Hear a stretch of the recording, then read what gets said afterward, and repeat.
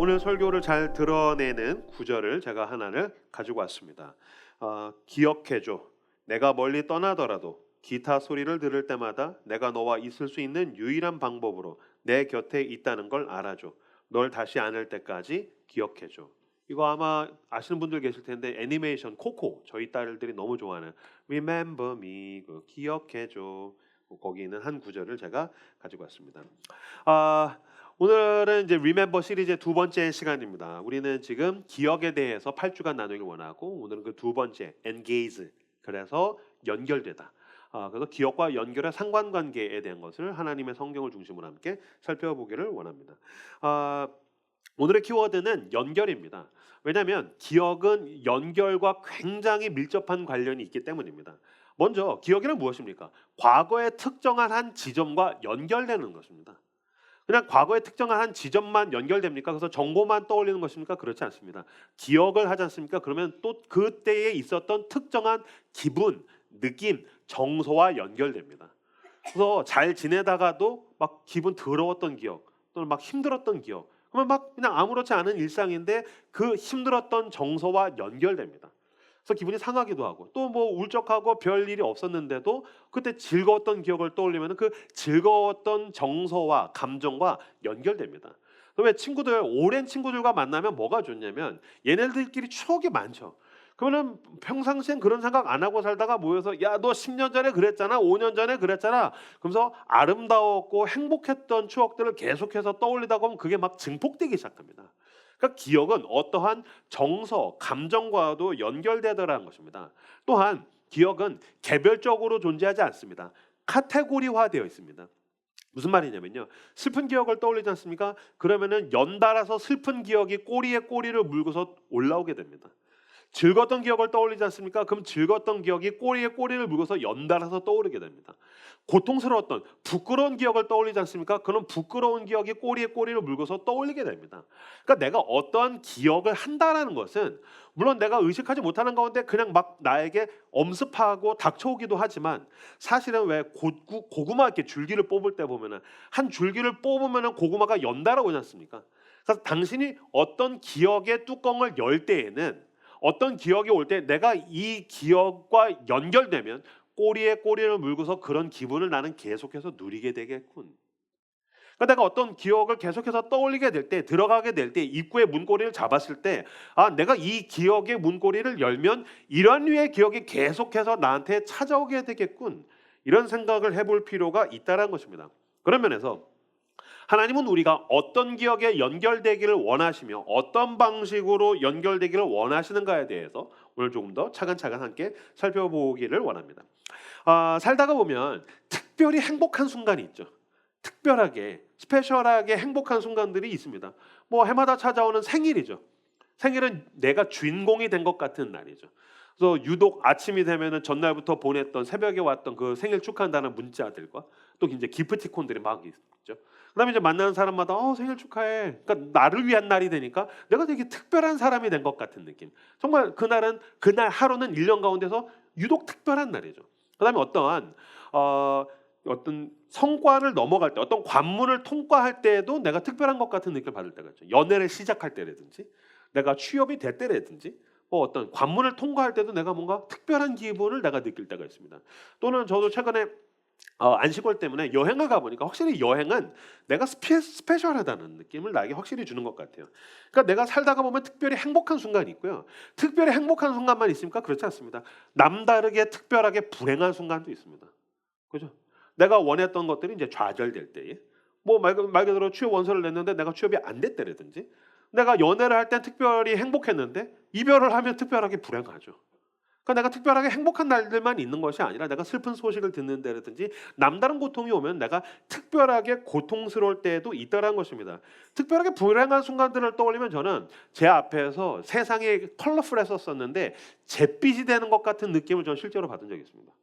그리고 제 앞에서 세상이 하나의 그림이 아니라 산산조각 나는 것 같은 느낌을 저는 받은 적도 있습니다. 그리고 시간이 제 앞에서 유독 슬로우 모션으로 지나간다는 느낌을 받을 때가 있습니다. 그러니까 행복할 때도 그런 느낌, 막 남다르게 빛나고 막 막 모든 햇살이 나를 비추는 것 같고 그런 날들만 있는 것이 아니라 잿빛이 되고 세상이 무너진 것 같은 그래서 특별하게 행복한 날들도 있고 특별하게 불행한 날들도 있다는 것입니다. 여러분 일상은 이 특별한 행복과 불행 그 사이 어딘가에 존재하는 것 같습니다. 그렇죠? 일상은 특별하게 행복한 순간들과 특별하게 불행한 순간들 그 사이에 어딘가에 이 일상 반복되는 일상이 있습니다. 그러니까 일상은 그리 행복하지도 않고 그리 불행하지도 않은 것이죠. 그러면서 일상을 반복하면서 우리가 느끼는 감정은 어떤 면에서는 지루함과 권태로움에 더 가까울 것입니다. 그러니까 뭐 별다른 행복한 일들도 없고 별다른 불행한 일도 없고 그냥 어제가 오늘 같고 오늘이 내일 같은 일들이 반복되면 이건 권태롭고 지루한 날들에 더 가깝다는 것입니다. 그러니까 일상은 뻔합니다. 그렇기 때문에 일상을 살아가는 우리들은 내가 너무 평범한 거 아닌가? 라는 생각을 하게 됩니다. 이때에 내가 일상이 지루하다가 보니까 나의 이 지루한 일상을 뭔가 남다르게 스페셜하게 만들어주는 특별하게 만들어주는 특별한 일이 있었으면 좋겠어. 그럼 내가 행복할 텐데 라고 사람들이 생각하는 듯합니다. 왜냐하면 내가 특별하게 행복한 일들이 생기면 내가 존재가 더 특별해진 것 같은 느낌을 받을 수 있을 거라고 생각하는 거죠. 내가 인스타그램에서 봤던 어떤 그런 사람들처럼 내가 부러워하고 동경하는 어떤 사람들처럼 나에게 남다르게 행복한 소식을 전달해주는 그런 사람들처럼 나도 남다르게 특별한 일들이 생기면 내 존재가 특별해질 것 같은데 라고 생각합니다. 오해입니다. 그런 사람은 존재하지 않습니다. 저는 목사로서 수많은 사람들을 직접 간접적으로 겪고 관찰합니다. 저는 단언할 수 있습니다. 여러분들이 동경하고 부러워하는 그 사람도 사실은 일상은 지루하고 평범하더란 겁니다. 아마 저랑 이제 친하게 지내시면 알죠. 전 진짜 별 볼 일 없는 하루를 보냅니다. 뭐 주일날이나 이렇게 입고 다니지 그냥 평상시에 만나서 뭐 순댓국 먹고 그냥 아침에 일어나면 저는 제 아내가 가끔씩 제 카톡을 이렇게 볼 때 하는 말이 있습니다. 세상에서 가장 지루한 카톡이라는 거예요.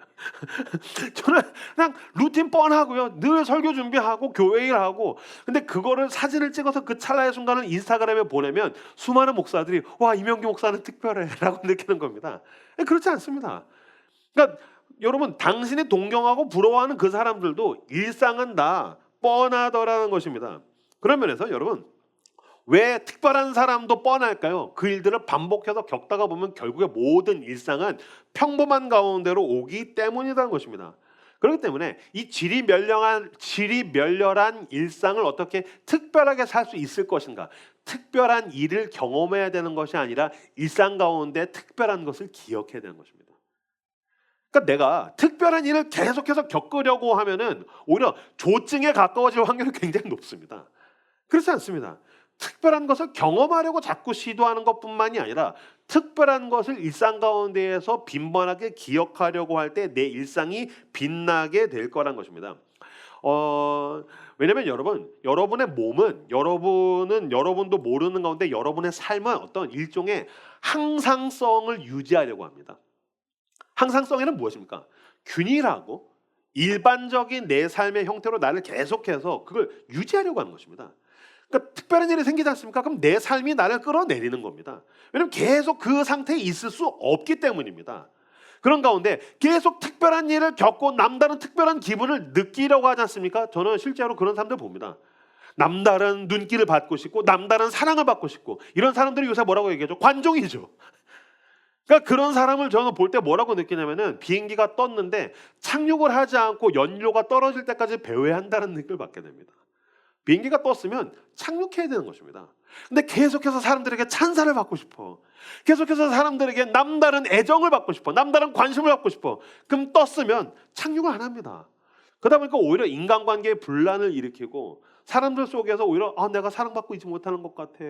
나는 존중받고 있지 못하는 것 같아. 아니요. 자기가 자기의 욕망을 자꾸 너무 높은 포지션에다 눈을 들다 보니까 자기가 자기의 삶을 너무 불만족스럽게 여기는 것입니다. 반대도 있습니다. 남다른 고통을 당합니다. 그러면 이 사람도 시간이 지나가고 나면 정상보험이 올라오게 됩니다. 근데 내 삶이 깨지지 않습니까? 내 삶은 계속 최악이 있을 것 같아. 그래서 걱정, 근심에 근심. 아니요, 그 사람은 사실은 별단 일 없는 그냥 평범한 일을 계속해서 겪으면서 고통을 껴안고 가는 건데 자꾸 자기의 눈을 최악의 자리에 두다가 보니까 걱정과 근심과 불안에 의해서 내가 내 영혼을 피폐하게 만드는 겁니다. 여러분 주변에 보십시오.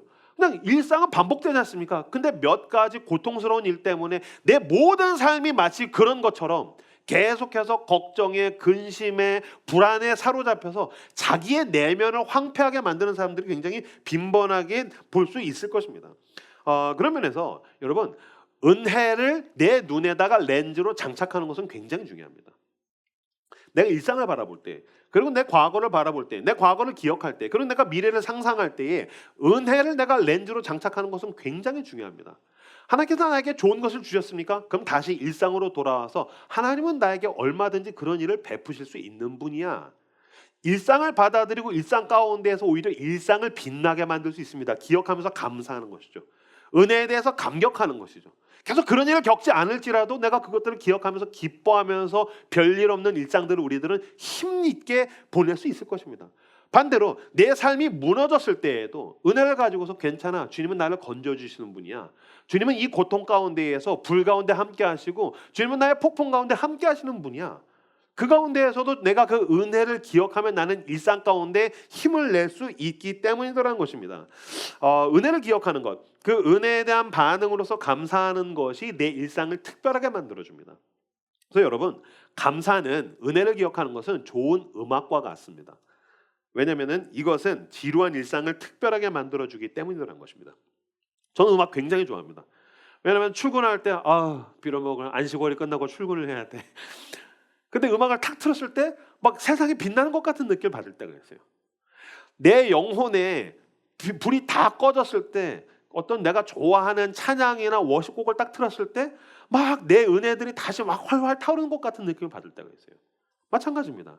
질이 멸렬한 일상을 살아갈 때, 은혜를 기억할 때 내 하루가, 내 일상이 빛나기 시작할 수 있다라는 것입니다. 지난주에, 이번 주에 이제 화요일 날 제가 하루를 가족이랑 패밀리데이로 쉬었는데 뭐 별일 없는 하루였었어요. 그래서 그냥 하루 보내고, 저는 사실은 이 어떤 성과주의적인 사람이기 때문에 별일 없는 하루를 보내면 제 내면에서 넌 쓸모없는 인간이야라는 것 같은 느낌을 받아요. 그러니까 전 그게 너무 싫은 거죠. 막 저는 빡세게 하고 막 하루를 굉장히 막 하드하게 보내서 역시 난 해냈어. 전 이런 걸 좋아하는데 별일 없는 인간으로서 잉여로움을 저는 지키는, 이렇게 보내는 게 너무 힘들어요. 그래서 하루를 가족과 그냥 별일 없는 하루를 보내고, 제가 아파트 현관을 들어가면서 제가 한 게 없는데 하루가 갔네. 저도 모르게 한 게 없는데 하루가 가버렸네. 이렇게 얘기했더니 제 아내가 활짝 웃으면서 이렇게 얘기했어요. 아픈 사람도 없고 힘든 일도 안 생겼어. 얼마나 행복해. 그런 거예요. 한 게 없는데 그냥 하루가 가버렸네. 이게 뭐야? 나는 내가 너무 좀 무용지물 같은 느낌을 받아. 그때 제 아내가 아픈 사람도 없고 힘든 일도 안 생겼어. 얼마나 행복해. 라고 얘기한 거예요. 제가 깜짝 놀랐어요. 그렇죠? 별일 없고 지루하고 권태로운 것이 아니라, 별일 없는 것은 지루하고 권태로운 날이 아니라 하나님께서 나에게 허락하신 행복한 날이더라는 것입니다. 특히 여러분, 저는 제 삶 가운데에서 기억되는 남다르게 고통스러웠던 순간들을 기억합니다. 그때를 떠올리지 않습니까? 아무 일도 일어나지 않은 것은 하나님께서 나에게 허용하신 너무나도 놀라운 은혜의 선물이란 걸 저는 알고 있습니다. 저는 하나님께서 도와주셔서 저를 도우셨던 그 행복했던 순간들을 기억합니다. 전 그것들을 떠올릴 때 주님은 나에게 얼마든지 나에게 이런 선물들을 주실 수 있는 분이라는 것을 기억합니다. 은혜는 그런 기억들을 떠올려서 나에게 허락하신 이 일상을 빛나게 만들어줄 수 있다는 것입니다. 오늘 본문에는 한센시병 환자가 10명이 등장합니다. 지금은 이제 한센시병이라고 하고 옛날에는 나병 환자, 또는 성경에서는 이제 문둥병자라고 나옵니다. 이들은 굉장히 끔찍한 사람들입니다. 너무너무 말할 수 없이 고통스러운 삶을 살아가는 사람들입니다. 피부가 먼저 썩기 시작합니다. 근데 하얀 반점들이 생기면 제사장한테 가가지고 이게 단순한 피부병이 아닌 것 같습니다. 너는 나병 환자야, 문둥병자야. 그럼 그 자리에서 나는 부정하다라는 것을 인정한 다음에 가족으로부터 쫓겨납니다. 온몸이 썩어져가고 코가 뽑히고 머리가 다 뽑히고 썩어지다가 결국에 오장육부가 썩게 되면 죽는 병입니다. 특히 이것이 내가 육체적인 질병에 걸려서 죽어간다는 것은 또 끔찍하지만 더 끔찍한 건 뭐냐면은 사회적인 격리입니다. 모든 사람으로부터 소외를 받게 됩니다. 사랑하는 가족에게서까지도. 내가 사랑했던 모든 사람과 내 주변에 있는 모든 사람으로부터 소외받고 혐오받게 됩니다. 여러분 이건 얼마나 끔찍합니까? 그냥 나 혼자 힘든 것뿐만이 아니라 사실은 저는 사회적인 소외와 혐오를 받는 것이야말로 가장 끔찍한 질병이구나. 이건 사회적인 전염병이고 내가 겪을 수 있는 것 중에서 가장 큰 고통은 사람들로부터 사랑하는 사람들로부터 소외받고 그들로부터 혐오받는 것이야말로 가장 끔찍한 고통이 아닐까라는 생각을 제가 하게 됩니다. 여러분들도 살면서 어떤 소외나 혐오감을 받아보신 적이 있겠죠? 그렇죠? 저는 최근에 영포티란 말에 심하게 긁힌 적이 있습니다. 스윗 영포티. 난 칭찬인 줄 알았어요. 악플이고 멸칭인 줄 몰랐어요. 아, 내가 스윗하다는 뜻인가? 영하다는 뜻인가? 보니까 멸칭이더라고요. 그래서 한번 세게 긁혔던 적이 있어요. 근데 사실은 그런 어떻게 소외감, 어떤 혐오, 내가 그 대상이 됐었을 때 굉장히 큰 내가 존재가 짓밟히는 것 같은 느낌을 받게 됩니다. 저는 그 안식월에 첫 유럽 여행을 가면서 유럽 여행 조사하다가 보니까 그렇게 한국 사람들이 유럽에 가서 난생 처음 인종차별을 당한다는 거예요. 그때 당하는 거는 처음에는 황당함. 왜냐면 대한민국에 살면서는 한 번도 당하지 못한 일이니까요. 근데 그 후에 밀려오는 뭐라고 언어로 표현할 수 없는 씁쓸함. 나는 존재하는데 내 존재가 무시당하고 나는 존재하는데 내 존재가 짓밟히는 것 같은 느낌을 받습니다. 라는 걸 보면서 아 그럴 수도 있지. 다행히 전 굉장히 둔해가지고 이게 무시하는 건가? 막 그러면서 그냥 다녔거든요. 근데 그런 거 외에도 여러분 알바하다가 보면 얼마나 큰 무시를 당하게 됩니까?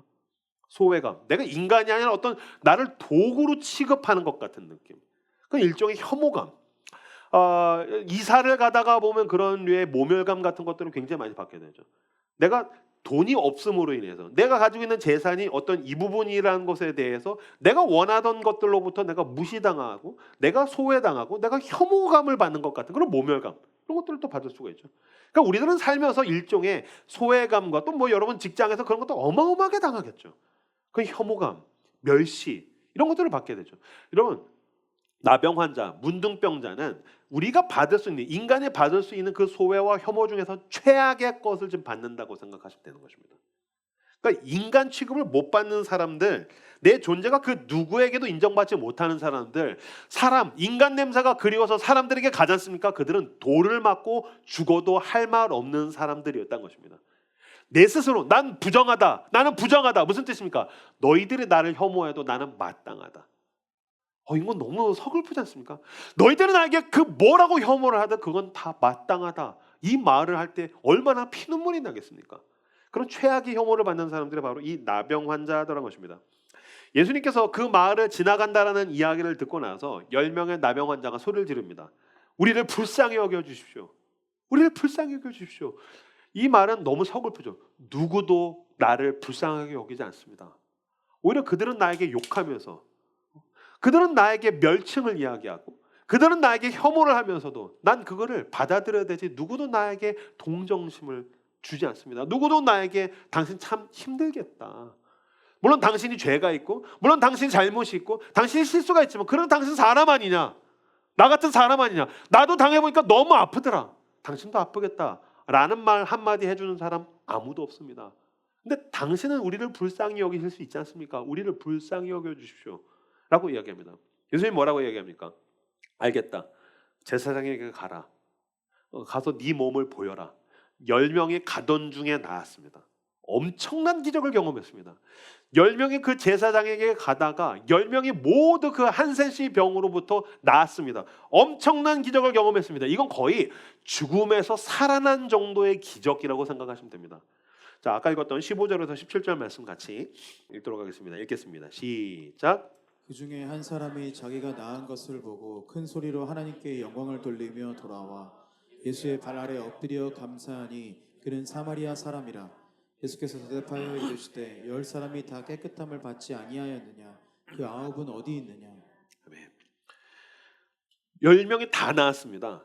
근데 몇 명이 돌아왔습니까? 한 명이 돌아왔습니다. 그 중에 한 사람이 그 10명 똑같은 거의 동일한 고통을 당했던 소외와 혐오를 당했던 그 10명이 모두 똑같이 나음을 받았는데 그 중에서 한 사람이 자기가 나은 것을 보고 큰 소리로 하나님께 영광을 돌리며 돌아와 예수의 발 아래 엎드려 감사하니 그는 사마리아 사람이라. 예수께서 대답하여 이르시되 10사람이 다 깨끗함을 받지 않았냐? 근데 그 9은 어디 있느냐? 10명 중에서 9명이 예수님께로 돌아오지 않았습니다. 그럼 도대체 그들은 어디로 갔을까요? 이 9명 어디로 갔을까요? 뭐 친구들 만나러 갔겠죠. 뭐 삼겹살 먹으러 갔겠죠. 그토록 자기가 나 나중에 나으면 이거 해야지. 나 나중에 회복되면 이거 해야지. 근데 사실 여러분, 와 이것도 인간이 아니네 라고 생각하는데, 여러분 특별히 행복한 일이 생겼었을 때에 당신에 대해서 떠올려 보십시오. 그때 당신은 이 일을 허락하신 하나님을 기억했습니까? 그 하나님께 영광 돌리며 돌아왔습니까? 아니면 문제가 해결됐기 때문에 그 다음 스테이지로 이동했습니까? 그걸 가지고서 마음껏 누리기만 했습니까? 사실 우리들은 다 그렇습니다. 우리가 이것을 나에게 베풀으신 하나님께 은혜를 기억하고 돌아와서 영광을 돌려드리는 것이 아니라, 내가 그때 그토록 하고 싶었던 일들을 향해서 우리는 앞으로 더 가지, 돌아와서 하나님께 감사하다고 엎드리지 않더라는 것입니다. 엄청난 위기에서 건진받았는데 그들은 은혜를 기억하지 못합니다. 그리고 그 은혜를 베풀어 주신 예수 그리스도를 기억하지 못합니다. 무슨 뜻이냐면요, 나에게 주어진 것이 누구로부터 왔는지를 놓치고 있습니다. 그들은 기적이라는 좋은 것을 움켜쥐었지만 그 기적을 주신 분을 놓치게 된 것입니다. 여러분, 은혜를 모르는 사람은 좋은 것을 얻을 수는 있어도 가장 좋은 것을 놓치게 됩니다. 가장 중요한 것을 놓치는 것입니다.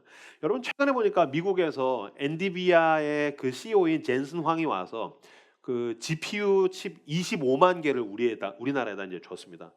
저도 지금 뭐 엔비디아, 젠슨 황, GPU 칩 이거 다 외운 거지 이게 뭔지 저는 잘 몰라요. 이게 뭐지? 뭐 초코칩보단 좀 좋은 건가? 뭐 하여튼간 뭐 AI랑 관련이 있는 거라고 하더라고요. 그럼 여러분 골라보세요. GPU 칩 25만 개와 젠슨 황, 누굴 고르겠습니까? 와, GPU 칩 25만 개. 네, 여러분 그것만 웃겨지겠습니까? 아니요, 저라면 그걸 나에게 줄 수 있는 젠슨 황을 고를 것입니다. 무슨 말인지 아시겠습니까? 나에게 좋은 선물이 왔을 때 이거보다도 이 선물을 준 그 사람, 이것이 누구로부터 왔는가, 그 제공자, 그 공급자가 더 소중한 거 아니겠습니까? 자, 다음에 예를 들어보죠. 넘겨주십시오. 대체 왜 날 사랑해서 100권과 이명규 목사 대체 왜 날 사랑하세요 책, 아주 놀라운 책 아닙니까? 2025년도 최고의 책. 하지만 많이 팔리진 않은 그 책. 알 사람은 알고 있던 그 책. 100권과 이명규 목사. 둘 중에서 무엇을 선택하겠습니까? 그죠? 그렇다면 여러분, 내가 바라던 기적과 예수 그리스도, 무엇을 선택하겠습니까? 근데 여러분들이 혹시 그 기적, 이 문제 해결, 내가 바라는 그 욕망, 특별한 행복, 또는 특별한 불행으로부터 건짐을 받는 것, 계속해서 거기에 눈길이 가 있으면서 그걸 나에게 이루어 주실 수 있는 하나님은 놓치고 있는 건 아닙니까? 그걸 나에게 주실 수 있는 유일하신 예수 그리스도는 놓치고 있는 것은 아닙니까? 길, 답, 행복. 그런데 여러분, 길이요 진리요 생명이신 예수 그리스도를 놓친다면 모두 놓치는 것입니다. 나에게 좋은 것이 왔었을 때 그 좋은 것을 제공하시고 공급하시는 하나님을 기억하고 붙드는 저 여러분들 되시기를 주님의 이름으로 축복합니다. 마찬가지로 여러분 예배 무엇을 기대하며 왔습니까? 그래도 간만에 이명규 목사님 오시면은 만나고 같이 시간 보내고 설교 듣고 예배 가운데 찬양하고 내 마음이 회복되고 내가 뭘 말씀을 듣고 깨닫고, 그것도 좋지만 예배를 드리고 내가 회복되고 돌아가실 때 월화수목금토 가운데에서 나에게 은혜를 베푸신 하나님을 놓쳤다면 당신은 아무것도 붙들지 못한 것입니다. 그렇게 예배를 반복적으로 드리면서 예배 가운데 내가 은혜 받고 회복되고 살아나면서 나에게 끝없이 내가 예배를 드릴 때마다, 내가 기도할 때마다, 내가 말씀 앞에 나아갈 때마다 나를 불쌍히 여기셔서 은혜를 베푸신 하나님을 놓치고 여러분들이 월화수목금토를 살아가고 이 예배 가운데서 어떤 혜택을 여러분들이 받고 돌아간다면 사실 우리는 예배 가운데서 아무것도 얻지 못한 그 9명의 나병 환자와 같은 모습이 될 수 있다는 것입니다. 여러분, 예배 가운데 하나님과 연결되십시오. 내가 아무 준비 없이 예배에 나올지라도, 심지어 예배에 지각할지라도 나에게 신실하게 은혜를 베푸신 그 하나님의 신실하심, 그 하나님과 연결돼야 됩니다. 그 하나님과 연결되어서 월화수목금토를 하나님을 기억하며 성경을 읽고, 하나님을 기억하며 은혜를 붙들고, 하나님을 기억하며 하루를 견디고, 하나님의 은혜를 붙들고서 힘차게 여러분의 파송받은 여러분의 소명의 자리에서 이 한 명의 한센시병 환자와 같이 살아가시는 여러분들 되시기를 주님의 이름으로 축복합니다. 아까 읽었던 15절 16절 말씀 같이 읽도록 하겠습니다. 15절 16절에 읽겠습니다. 시작. 그 중에 한 사람이 자기가 낳은 것을 보고 큰 소리로 하나님께 영광을 돌리며 돌아와 예수의 발 아래 엎드려 말하니. 한 명이 돌아왔습니다. 한 명이 큰 소리로 하나님께 영광을 돌려드렸습니다. 9명은 그냥 배은망덕하고 그냥 나쁜 놈들이야라고 하고 지나갈 수 있는 것입니까? 그렇지 않습니다. 이 한 명은 돌아와서 은혜를 기억하고 무엇보다 나에게 이 은혜를 베푸신 예수 그리스도를 기억했습니다. 이 9명과 한 명이 이후로 엄청나게 다른 일상을 살아가게 될 것입니다. 왜요? 여러분, 문둥병에서 나으면 뭐 엄청난 인간이 되는 겁니까? 그렇지 않습니다. 이 9명도 질이 멸렬한 그냥 일반인의 일상을 살아가야 됩니다. 그럼 이제 뭐의 문제가 올까요? 취업의 문제가 오는 거죠. 그렇지 않겠어요? 문둥병에서 나와서 막 구원받은 게 아니라 문둥병에서 나오면 취업의 문제가 기다리고 있다니까요. 문둥병에서 나왔으니까 이제 결혼 준비해야 된다니까요. 문둥병에서 나왔으니까 이제 내 집 마련을 해야 된다니까요. 똑같은 일상, 취업을 하고 서울에서 내 집 마련을 하고 하루를 살아가야 됩니다. 근데 여러분, 은혜를 기억하는 이 한 명은 남다르고 특별한 일상을 살아갈 수 있습니다. 근데 예수 그리스도를 기억하지 못하는 이 9명은 곧바로 지루함과 권태로움에 빠지게 될 것입니다. 그러니까 은혜를 기억하는 사람과 이 은혜를 기억하지 못하는 사람의 일상의 차이는 천지 차이입니다. 계속해서 내가 이 한센시병에서 나는 것 같은 그 특별한 경험, 이 9명은 그걸 추구하다가 지루함 가운데 권태로움의 함정에 빠지게 될 테지만 이 한 명은 은혜를 떠올리면서 일상 가운데서 눈물 지을 것입니다. 하나님을 기억하며 은혜를 기억하며 예수 그리스도를 기억하며 이 은혜를 어쩔 줄 몰라서 은혜에 보답하고 싶어하는 삶을 살게 될 것입니다. 여러분, 은혜를 기억하는 사람의 특징이 뭔지 아십니까? 그들은 일상 가운데서 나에게 주어진 것이 얼마나 놀라운 하나님의 은혜의 선물인지를 알기 때문에 기억하며 이 은혜에 응답하고 보은하는 삶을 살고 싶어합니다. 여러분, 은혜를 기억하면 감사하면 특별한 일이 되고 나의 하루가 특별하게 되고 은혜를 망각하지 않습니까? 불평하면 별거 아니게 되는 겁니다. 은혜를 모르는 사람들이 받게 되는 심판은 그들이 그토록 바라던 좋은 것들에 대해서 지루하게 되는 것입니다. 내가 제발 이 나병에서만 나았으면, 근데 사실 우리도 그렇지 않습니까? 내가 제발 이 문제에서만 해결됐으면, 제발 저게 나에게 주어졌으면. 그때 여러분 특별한 일상을 살고 계십니까? 그렇지 않죠. 지루해하죠. 곧바로 권태로운 일상에 빠지게 되죠. 왜 그럴까요? 은혜를 기억하지 못하기 때문입니다. 특별히 이것을 엉망진창으로 만들 수 있는 방법이 있습니다. 하나님이 나에게 주신 선물을 값싼 싸구려로 만들 수 있는 방법이 있습니다. 뭔지 아십니까? 비난하는 겁니다. 불평하는 겁니다. 원망하는 것입니다. 여러분, 비난과 불평과 원망이 왜 나쁜지 아십니까? 여러분들이 비난하고 불평하고 원망하지 않습니까? 여러분들과 상관없는 사람들이 괴로워지는 게 아닙니다. 내가 나에게 주어진 일상을 엉망진창으로 만듭니다. 그리고 무엇보다 어떻게든 나를 지지하고 격려하고 응원하고 사랑하는 사람들의 내면을 파괴합니다. 그러니까 비난하고 불평하고 원망하는 사람들이 악한 까닭은 하나님이 주신 선물을 값싼 싸구려로 쓰레기통에 던져 넣을 뿐만이 아니라 내 주변 사람들에게 나에게 베푸는 호의도 쓰레기통에 넣습니다.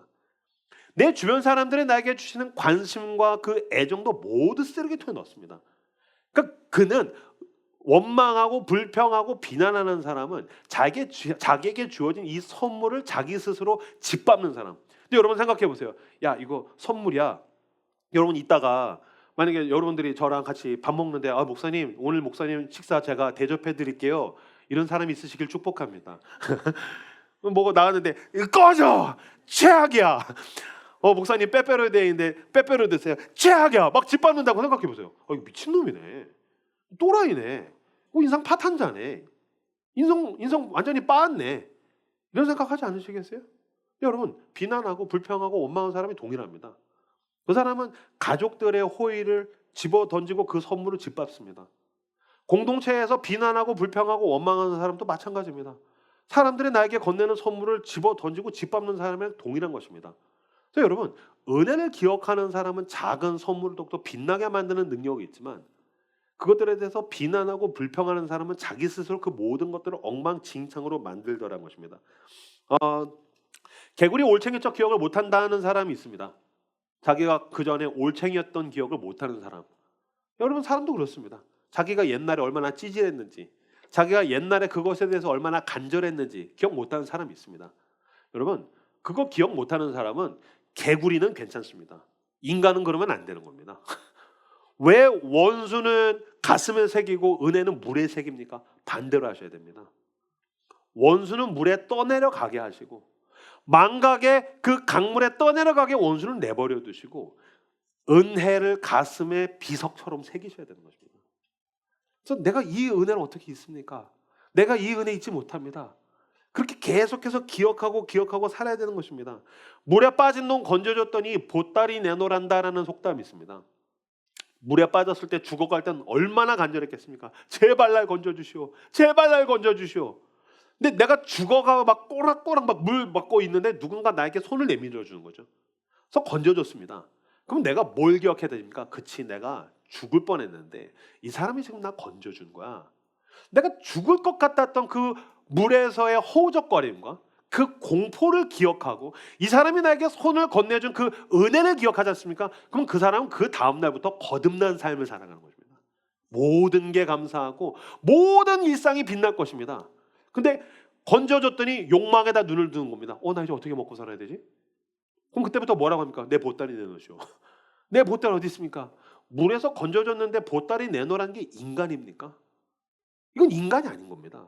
근데 여러분, 우리가 왜 삶 가운데에서 계속해서 서운한 게 많고 섭섭한 게 많고 불평이 많은지 아십니까?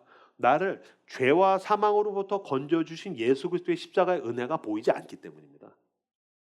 여러분의 인생의 작년에 또는 재작년에 몇 달 전에 여러분의 삶이 함정에 빠져서 허우적거림이 있었지 않습니까? 하나님 그거 건져주신 거 왜 다 까먹고 보따리 내놓으라고만 하고 있습니까?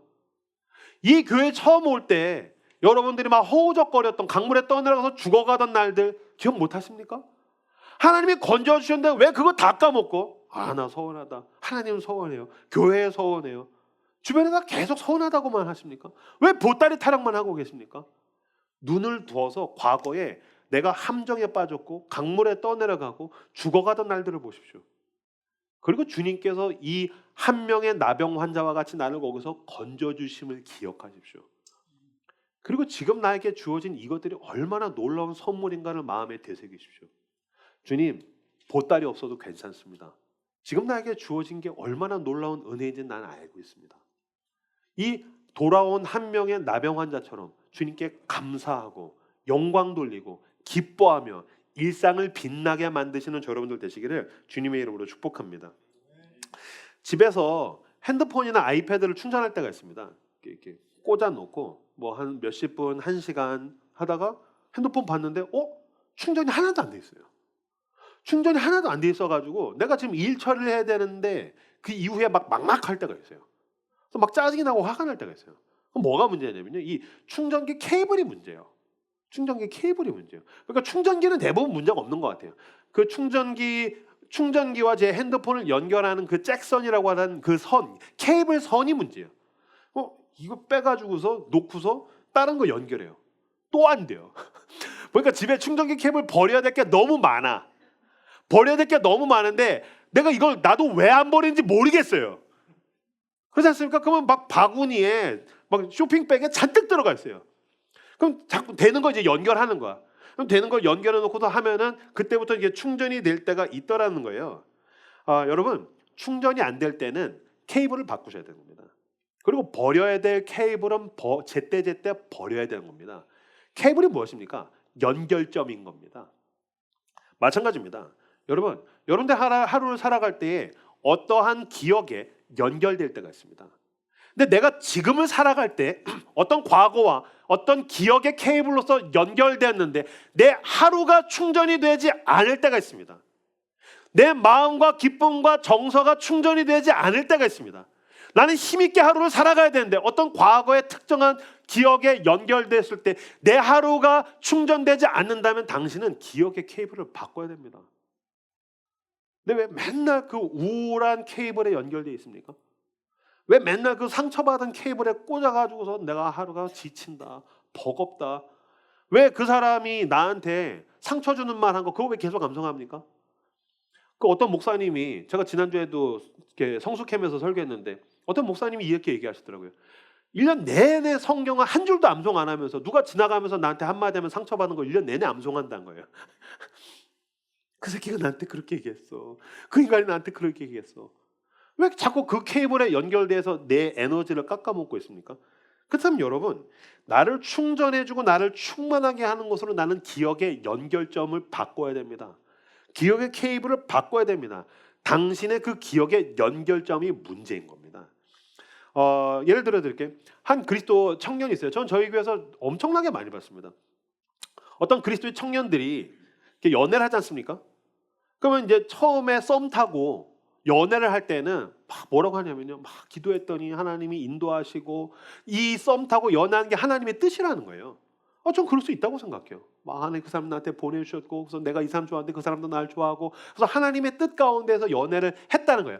썸 타고 연애할 땐 다 하나님의 뜻이래요. 헤어지지 않습니까? 왜 하나님의 뜻이 다 죽일 놈으로 되어 있습니까? 헤어지고 나면 다 죽일 놈이에요. 막 가장 끔찍한 기억의 케이블에 연결되어 있는 거예요. 아니요.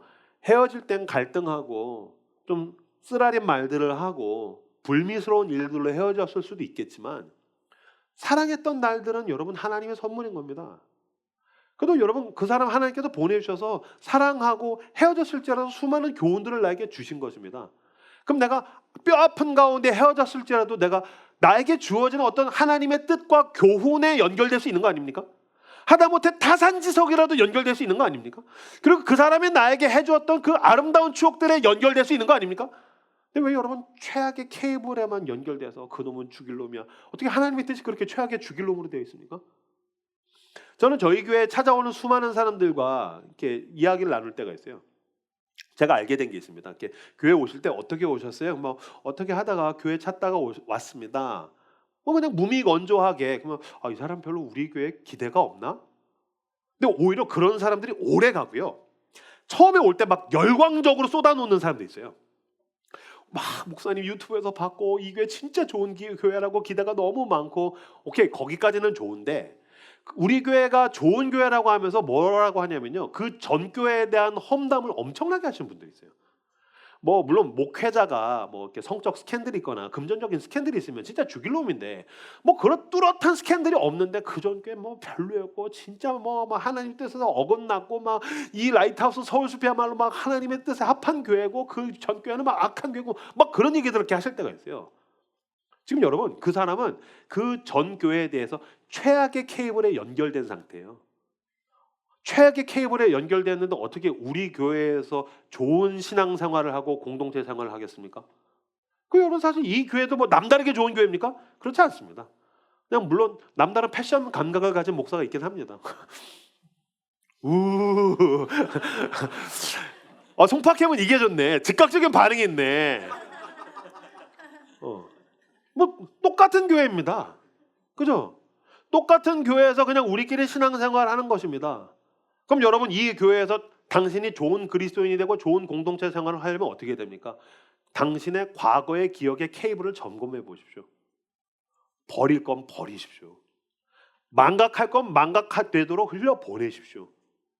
여러분들의 부정적인 기억에 맞서기 위해서 하나님의 은혜의 기억을 계속해서 떠올리십시오. 애써 떠올리십시오. 그렇게 좋은 기억의 케이블에 연결돼서 하루를 은혜로 충전시키십시오. 그렇게 힘차게 살아가시는 저 여러분들 되시기를 주님의 이름으로 축복합니다. 요한복음 21장 15절에서 17절 말씀 같이 한 목소리로 읽겠습니다. 시작. 그들이 조밥 먹은 후에 예수께서 시몬 베드로에게 이르시되 요한의 아들 시몬아 내가 이 사람들과 나를 더 이르되 주님 그러하나이다. 내가 주님을 사랑하는 줄 주님께서 아시나이다. 이르시되 내 어린 양을 먹이라 하시고 또 두 번째 이르시되 요한의 아들 시몬아 내가 나를 사랑하느냐 하시니 이르되 주님 그러하나이다. 내가 주님을 사랑하는 줄 주님께서 아시나이다. 이르시되 내 양을 치라 하시고 세 번째 이르시되 요한의 아들 시몬아 내가 나를 사랑하느냐 하시니 주께서 세 번째 내가 나를 사랑하느냐 하심으로 베드로가 근심하여 이르되 주님 모든 것을 아시오매 내가 주님을 사랑하는 줄을 주님께서 아시나이다. 예수께서 이르시되 내 양을 먹이라. 아멘. 요한복음 21장 마지막에 보면은 예수님의 제자 특히 수제자라는 별명을 가지고 있는 베드로가 예수님이 부활하신 걸 알고도 다시 고향에 돌아가서 도망간 모습을 보게 됩니다. 예수님 부활하신 걸 알고 보고도 도망간 겁니다. 왜 그랬을까요? 부끄럽기 때문입니다. 수치스러웠기 때문입니다. 왜 수치스럽습니까? 과거에 대한 기억이죠. 예수님 앞에서 뭐라고 했냐면요, 이 나머지 11놈들 다 도망가도 전 다릅니다. 그렇게 호언장담했습니다. 그거 지켰습니까? 아니요. 계집아이 앞에서 3번이나 부인했습니다. 그리고 나서 다 굴었더니 너무 비참해서 막 펑펑 울었습니다. 예수님이 십자가에서 죽으실 때 거기 가지도 못했습니다. 이게 너무 수치스러운 겁니다. 그러니까 이 자체가 견디지를 못하는 겁니다. 제가 목사로서 지내면서 저는 좋은 품성이라고 해야 되나? 성격적으로 저는 자책이 별로 많지가 않아요. 자존감, 좋게 말하면 자존감이 높은 거고, 나쁘게 말하면 자기 인식이 조금 결여된 인간인 것 같아요. 그래서 뭐 사람이 다 그렇지 뭐 하고 그냥 저는 빨리 있는데, 제 주변에 자책하는 사람들 되게 많더라고요. 제가 보니까 누군가가 나에게 정죄하는 것도 힘든데, 제가 봤을 때 더 힘든 건 내가 나를 정죄하는 게 더 힘든 것 같아요. 자책하는 거. 야, 이명규, 너 이거밖에 안 되냐? 그럼 싸울 수라도 있잖아. 뭐, 넌 그렇게 잘났냐? 이럴 수도 있는데, 내가 내 속에서, 야, 너 이거밖에 안 되냐? 너 모든 사람 부인해도 넌 아니라면서. 야, 너 예수님 죽을 때까지 따라갈 수 있다면서. 주는 그리스도시요 살아계신 하나님의 아들이시라면서. 근데 네가 어떻게 이런 짓을 하냐? 그게 내 내면에서 들려올 때 이 자책을 견디지 못하는 거예요. 그러니까 내가 예수님을 볼 낯이 없다. 그러니까 도망가는 거죠. 어떤 면에서 여러분, 그리스도인으로서 살아갈 때 우리가 제일 힘든 것도 이 자책입니다. 내가 그때 수련회 때 쏟아놓은 말이 있는데, 내가 그때 결혼할 때 내가 좋은 남편, 좋은 아내가 되기로 내가 선언한 게 있는데, 내가 이 사람한테 한 말이 있는데, 내가 우리 직장에서 내가 사람들한테 쏟아놓은 말이 있는데, 난 진짜 남다르게 좋은 사람일 줄 알았는데 내가 어떻게 이 모양 이 꼴밖에 안 되지? 내 어떤 능력에 대해서, 내 성품에 대해서, 내 관계에 대해서 내가 바라던 내 모습이 안 될 때 그 자책이 계속해서 나를 괴롭히니까 도망가고 싶은 겁니다. 베드로도 그래서 도망간 겁니다. 최근에 그 이혼 숙녀 캠프를 제가 이제 재밌게 보고 있어요. 이혼 숙녀 캠프 너무 재밌게 보고 있어요. 그래서 제 아내 전도해서 같이 재밌게 보고 있어요. 보고 있는데 보면은 저는 이거 좋아하는 게, 그 전에 있는 그 관찰 프로그램은 문제 이만큼 보여주고 솔루션 대충 보여주고 끝나는데, 저는 이 솔루션의 과정을 많이 보여주는 게 좋아요. 그래서 저는 그다음에 여기서 소망을 좀 보기도 하고, 그래서 제가 되게 좋아하거든요.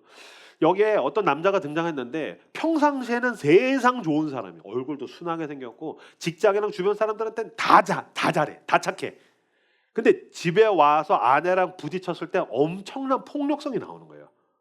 언어적으로 폭력을 할 뿐만이 아니라 신체적으로도 폭력을 하는 거예요. 보는데 야, 이건 인간이 아니네요. 막 그 사람들 앞에서는 천사면 여기는 악마예요.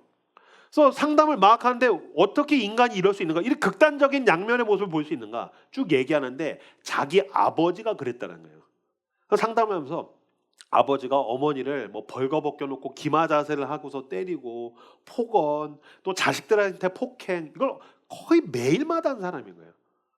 그 아버지가 나를 폭행해서 받은 상처와 고통도 나한테는 문신처럼 새겨져 있는데, 쭉 얘기하다가 이 사람이 엉엉 우는 장면을 제가 깜짝 놀랐던 게 뭐냐면요, 아버지가 매일 나를 때렸잖아요. 어느 날 매일 나를 때리고 어머니를 때리는 아버지를 보다 못해서 자기가 아버지 그만 좀 하세요 그러면서 자기가 아버지를 때렸다는 거예요. 제가 봤을 땐 아버지가 맨날 때리면 이건 인간이 아니니까 저항할 수 있는 거잖아요. 살려고.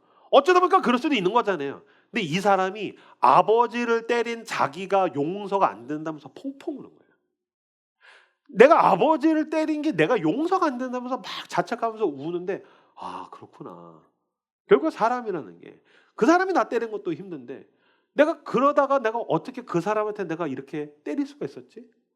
여러분, 사실은 인간관계 가운데에서 내가 그 인간도 아니야 라고 하면서 복수했을 때 계속해서 내가 뒤끝이 막 더럽게 붙잡혀 있는 것 같은 느낌을 받는 것, 자책하는 것. 내가 그때 왜 그랬지? 내가 조금만 더 참았어야 되는 거 아닌가? 내가 왜 그렇게 행동했지? 이 자책. 베드로가 이 자책을 못 견뎌서 도망갔다는 겁니다. 자책을 못 견뎌서 도망간 베드로에게 예수님께서 찾아가셔서 어떻게 얘기하셨습니까? 예수님께서 서셨을 때, 아직 화면 띄워주지 마세요. 예수님이 베드로 찾아갔을 때 예수님 앞에 딱 보자마자 제가 베드로였었으면 제 속에서 수많은 얘기들이 들렸을 것 같아요. 여러분들 가운데에서 자기가 스스로가 용납이 안 되고 용서가 안 되는 그 과거, 그것과 연결되었을 때 떠오르는 그 문장들 있죠.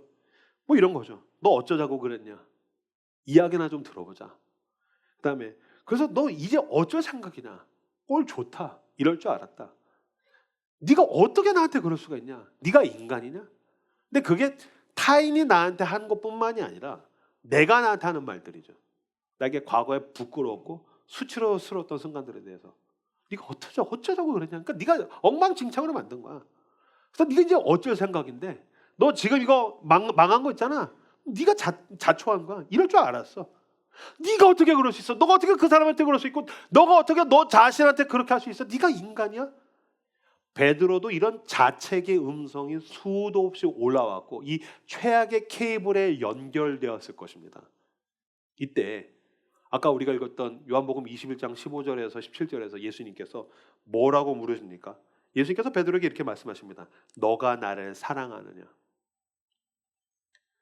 여러분 지금 자책과 수치스러움과 부끄러움과 내가 용서되지 않는 그 나의 과거에 최악의 케이블에 연결되어 있는 당신에게도 예수님께서 동일하게 물으신 것입니다. 너가 나를 사랑하느냐? 지금 예수님께서 베드로에게 너가 나를 사랑하느냐라고 말하신 건 뭐죠? 베드로가 연결되어 있었던 최악의 케이블들을 예수님이 다 뽑으신 것입니다. 그리고 오직 하나의 케이블, 베드로에게 있는 그 가장 좋은 케이블을 베드로를 위해서 십자가에서 못 박히신 그 십자가에 못 박힌 그 손으로 예수님이 베드로의 기억에 찾아가셔서 뽑으셔서 지금 연결하신 것입니다. 무슨 뜻입니까? 예수님 지금 이렇게 얘기하신 것입니다. 너가 날 사랑한 걸 나는 기억한다. 난 다른 것 그 어떤 것도 네가 부정한 것, 네가 큰 소리 친 것 지금 나한테는 중요하지 않아. 난 오직 하나로만 너와 연결되고 너에 대해서는 하나의 기억만 연결되길 원해. 너가 날 사랑한 걸 나는 기억한단다. 그러니 베드로야, 너도 이것만 기억해라. 내가 너를 사랑한 걸 기억해다오. 예, 맞습니다. 예수님은 베드로에게도 그러셨고 우리 모두에게도 그렇게 하십니다. 당신이 연결되어 있는 최악의 케이블들을 다 뽑으십니다. 예수 그리스도께서 십자가에서 우리의 죄를 대신해서 죽으셨다는 것이 바로 그것입니다.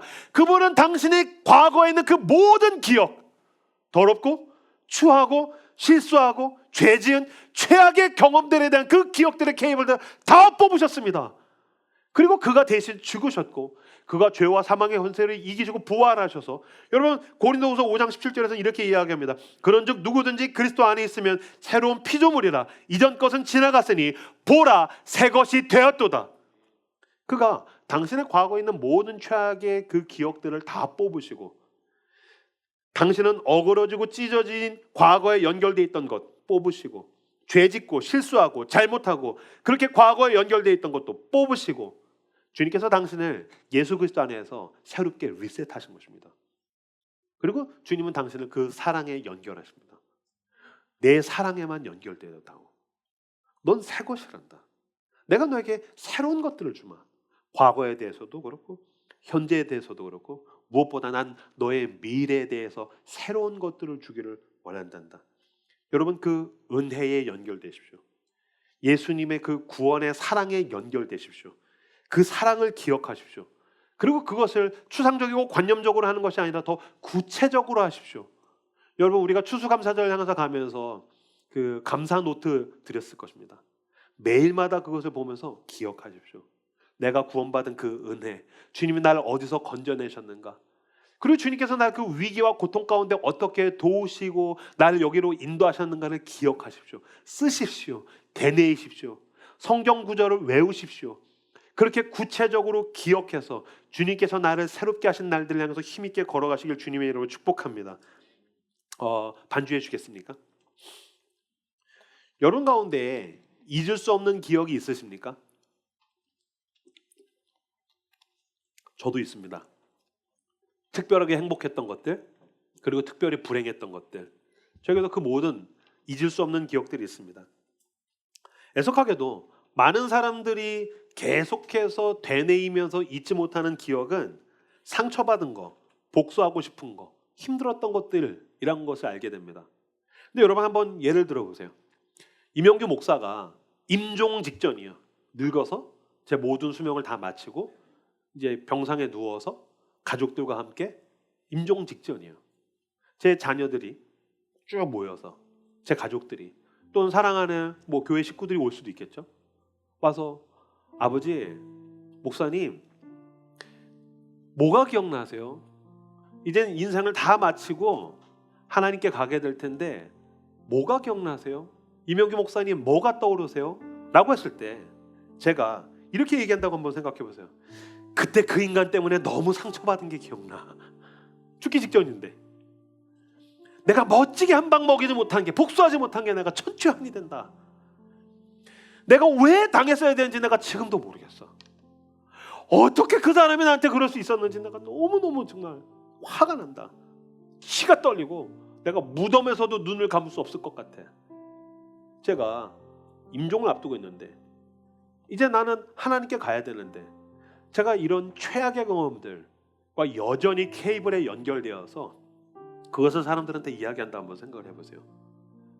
제가 쓰면서도 제가 임영규가 늙어서 이런 말을 막 한다고 생각했더니 제가 여러분들한테 하는 말이 아니에요. 역겹더라고요. 야, 저 사람 겉으로는 괜찮은 인간인 줄 알았는데 저렇게 추하고 역겨운 인간이었어? 얼마나 제가 죽기 전에 그런 구린내가 나겠습니까?